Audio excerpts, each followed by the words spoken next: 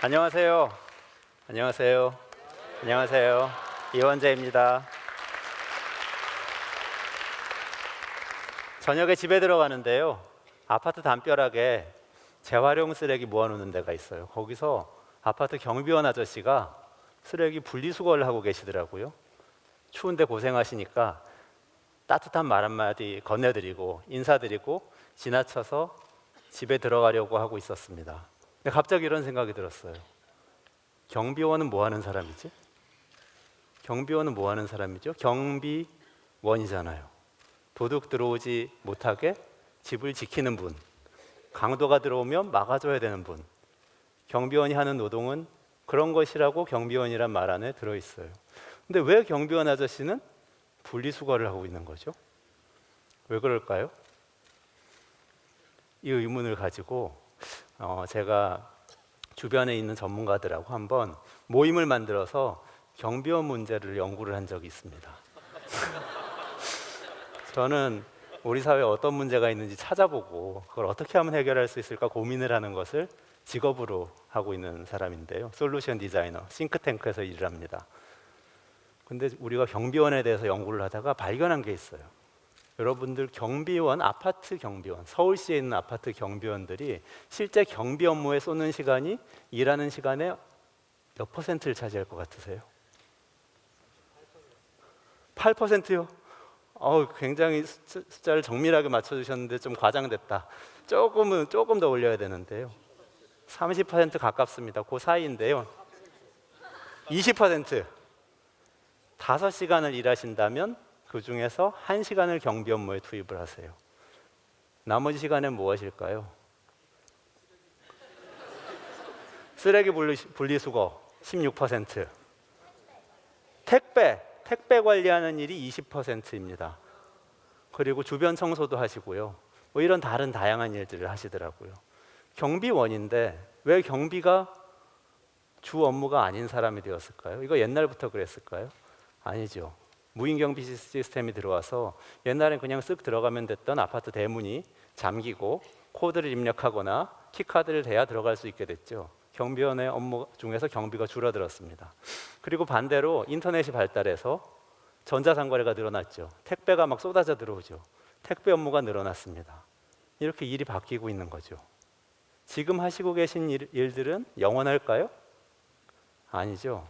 요즘 새로 짓는 아파트들은 아예 무인 택배 시스템을 가져다 놓죠. 그럼 택배를 받아주는 업무도 사라지겠죠. 제가 지금 자동화하고 기술 변화가 일어나면서 이른바 혁신이라는 게 일어나면서 사람의 노동이 일이 어떻게 바뀌는지에 대해서 말씀을 드리려고 이 이야기를 꺼냈습니다. 근데 경비원 아저씨만 일이 바뀌는 건 아니에요. 다른 일들도 많이 바뀌죠. 여러분들 잘 아시죠? 아마존고라고 들어보셨죠? 미국에서 실험 중인데요. 마트에 가서 물건을 집어서 가방에 넣고 그냥 나오면 자동으로 계산이 다 됩니다. 계산대에 줄을 서는 고통이 사라집니다. 하지만 모두 같이 사라지죠? 마트 계산원 일자리, 캐셔 일자리도 같이 사라집니다. 한국의 계산대에서 계산해 주시는 분들이 39만 명 있습니다. 미국에는 300만 명 넘게 있습니다. 이분들이 일자리가 위기에 빠진 거죠. 자율주행차 이제 금방 상용화된다고 그러죠. 자율주행차 마찬가지입니다. 운전기사 일자리 없어지겠죠. 한국에 택시기사 27만 명 있고요. 셔틀버스 기사는 학원버스 같은 거 운영하는 분들 합쳐서 아마 30만 명 넘을 걸로 추정이 되고 있습니다. 미국에는 트럭 운전사도 있기 때문에 훨씬 많아요. 350만 명 정도 됩니다. 이분들 일자리 없어지겠죠. 여러분들 공부 잘한다고 또 마음 놓지 마세요. 난 저런 육체노동 안 하니까 괜찮다고 생각하지 마세요. 변호사보다 훨씬 더 법률 자문을 잘하는 소프트웨어가 나옵니다. 기자보다 기사를 잘 쓰는 소프트웨어가 이미 나왔습니다. 그리고 의사보다 수술을 잘하는 로봇팔이 나오죠. 이 모든 것들 다 우리가 하고 있는 일을 줄이잖아요. 여기까지 얘기를 듣고 나니까 혹시 어떤 생각이 드세요? 불안. 혁신이 여러분들 편인 것 같으세요? 아니면 여러분들 적인 것 같으세요? 혹시 여기에 제 얘기를 지금까지 듣고 나는 인공지능 개발자가 되겠어, 나는 미국 실리콘밸리에 가서 창업을 하겠어, 이런 생각 든 분 아무도 안 계세요? 별로 안 계실 것 같아요. 여러분들 마음속에 있는 그 생각을 제가 맞춰볼까요? 아, 나는 뭐 해서 먹고 살지? 이런 생각하셨죠? 대부분 그렇습니다. 대부분 우린 그렇게 생각해요. 우리 사회를 지배하는 이데올로기죠. 캐피털리즘도 아니고 소셜리즘도 아니고 먹고사니즘. 먹고 사는 것을 가장 위에 놓고 생각하는 버릇. 근데요, 제가 오늘 말씀드리려고 하는 건 바로 이건데요. 일자리 없어지는데 나 뭐 해서 먹고 살지? 이거 질문이 틀렸어요. 질문을 다르게 해야만 답을 찾을 수 있다. 제가 이걸 좀 말씀드리려고 하는데요. 우선 일자리라고 하면 일자리 뭐가 떠오르세요? 정장 입고 넥타이 맨 회사원? 또는 공장에서 조립을 하고 있는 노동자? 이런 것들이 떠오르시나요? 제가 우리 사회에서 굉장히 재밌는 현상을 하나 발견을 하는데요. 일자리라는 것은 일이라는 말과 자리라는 말이 합쳐진 거잖아요. 여러분들이 만약에 공장에서 기계 돌리는 노동자나 정장을 입은 회사원을 떠올렸다면 여러분들은 자리를 떠올린 거예요. 자리. 공무원 일자리 자리죠. 인턴 일자리 자리죠. 우리나라에서는 정부에서도 일자리 정책을 펴면서 일에 대한 정책을 펴는 걸 전 본 적이 없어요. 자리에 대한 정책을 펼치죠. 어떤 자리를 만들겠다, 어떤 자리에 투자를 하겠다 이렇게 이야기를 하죠. 일이라는 건 뭐죠? 노동. 노동이란 건 뭘까요? 아침 9시에 출근해서 저녁 6시에 퇴근한 다음에 한 달에 한 번씩 월급 받는 게 노동인가요? 노동이라는 것은 정의상 남을 위해서 시간과 에너지를 쓰는 겁니다. 남에게 뭔가 유용한 것을 주기 위해서, 남에게 어떤 가치를 주기 위해서 시간과 에너지를 사용하는 것이 일이죠. 그게 일이고요. 그 일이 있을 때 그 일을 담는 곳이 자리죠. 그게 일자리입니다. 만들어낸 물건을 돈을 받고 팔 수 있는지, 그리고 내가 월급을 받을 수 있는지는 일이 있고 난 다음에 나오는 것이 정상이죠. 예컨대 이런 장면 한번 떠올려 보세요. 차승원이란 배우 아시죠? 네. 지금 여기 보이는 사진에서 이분이 뭐 하고 있죠? 네, 부침개 부치고 있죠. 요리를 하고 있어요. 이 프로그램 안에서 이 사람들은 어촌에서 바다에 가서 고기를 잡아와서 그걸 가지고 요리를 하고, 또 밭에 가서 작물을 캐와서 그걸 가지고 요리를 해서 다른 사람들을 먹이죠.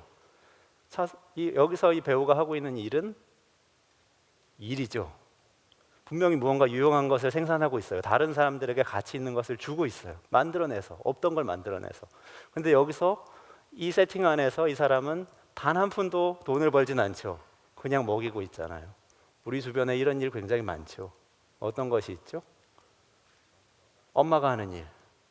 엄마는 아이를 항상 생각하죠. 엄마가 월급을 받는 사람이거나 장사를 하는 사람이거나 가정주부이거나 상관없습니다. 언제나 아이를 생각하고 있어요. 이것은 일이죠. 아이에게 유용한 어떤 것을 계속해서 제공해주기 위해서 생각하고 마음을 쓰고 있는 거죠. 남을 위해서 봉사를 하고 하루 종일 기도를 하고 이런 성직자가 있다고 생각해 보세요. 이분이 하고 있는 것, 동네 놀이터에서 아이들을 만나서 옛날 이야기 들려주고 있는 할머니를 생각해 보세요. 이 할머니가 하고 있는 것, 일이죠. 공동체에 가치 있는 것을 생산해서 주고 있습니다.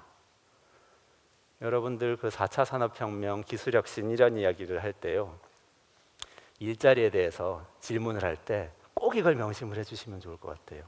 질문이 이렇게 돼야 되는 거죠. 나는 어떤 자리를 차지할 수 있을까? 이게 아니고요. 나는 어떤 일을 할 수 있을까? 나는 무슨 일을 하는 것이 옳은가? 나는 남들에게 가치 있는 어떤 것을 줄 수 있는가? 이게 바로 우리가 던져야 될 진정한 질문입니다. 그 일들은 대체로 이런 것일 가능성이 높아요. 미래에는 우선 창조하는 일, 인공지능이나 사물 인터넷이나 기계들이 할 수 없는 새로운 것을 만들어내는 일, 그게 우리가 할 수 있는 아주 중요한 일이고요. 그리고 남을 돌보는 일이 있습니다. 정말 요리를 해서 남을 먹이는 것처럼 남에게 어떤 문제가 있는지 발견하고 그것을 제공하고 돌보아주는 일, 가사, 간병, 의료 이런 것들이 다 돌봄에 해당되는 일이죠. 사랑하는 일이에요. 그리고 마지막으로 기계들이 만들어낸 정보, 그리고 사람과 사람 사이의 관계, 이걸 운영하는 일이 있습니다. 갈등을 조정하고 방향을 잡고 협상을 해내는 일이죠.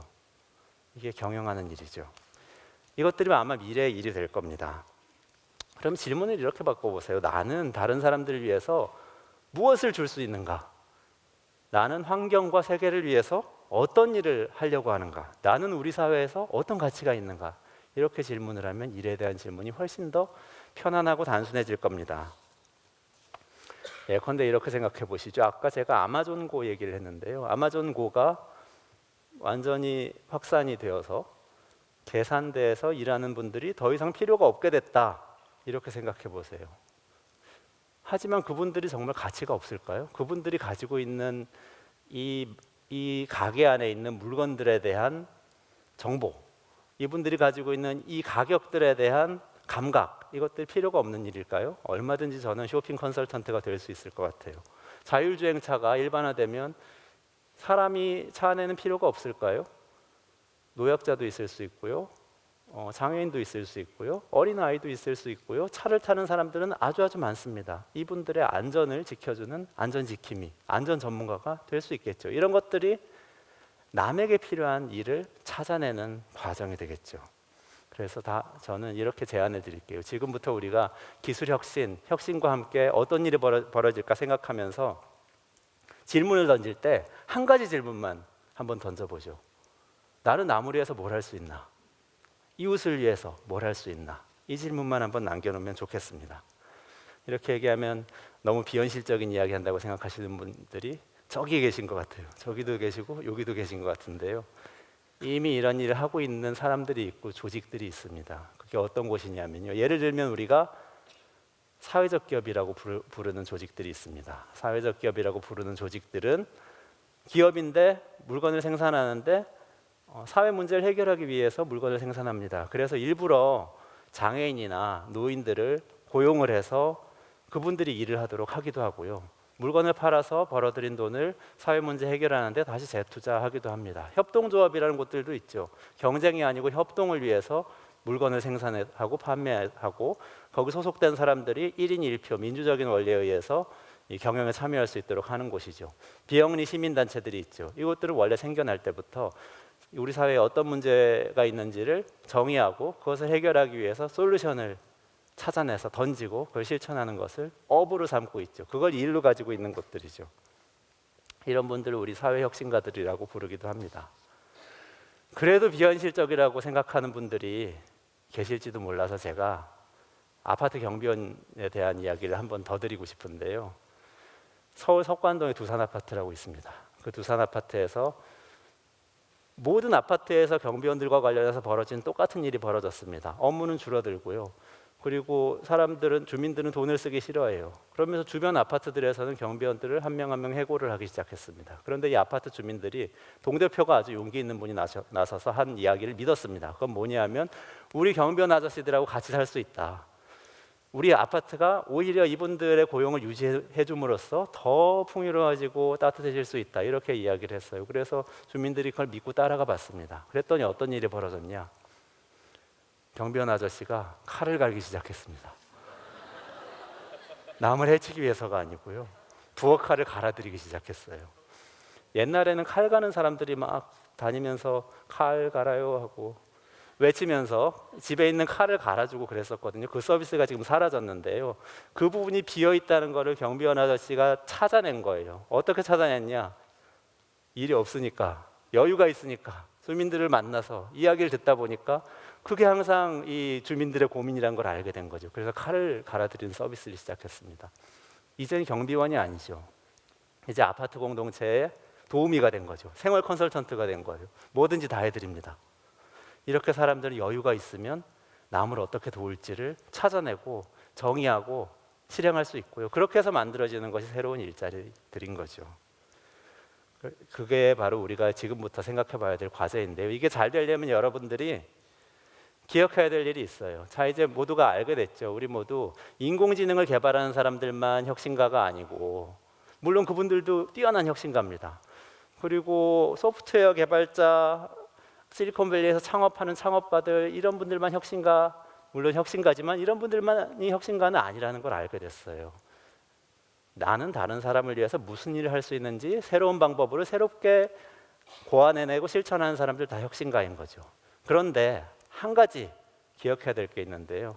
그분들이 우리 모두가 혁신가가 되고 혁신의 편이 되기 위해서는 여유가 있어야 됩니다. 국가가 해야 될 일이 있어요. 우리가 새로운 일을 찾을 때까지 기다려주는 여유는 복지가 해줄 수 있어요. 복지와 사회 안전망을 강화할 수 있는 국가를 우리는 가져야만 하고요. 그리고 아까 말씀드렸던 남을 도우려는 조직들, 사회적 기업, 비영리 시민단체, 협동조합 이런 곳들을 지지하고 지원하는 국가가 있어야 됩니다. 그건 모두가 정부가 하는 일입니다. 그래서 여러분들이 마지막으로 해야 될 일은 투표를 하세요. 잘하시고요. 그리고 감시하세요. 내가 투표할 때 한 약속대로 하고 있는지. 그리고 계속 제안하세요.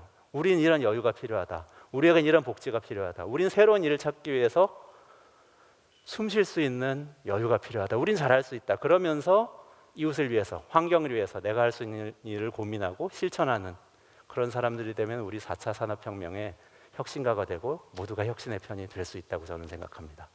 감사합니다.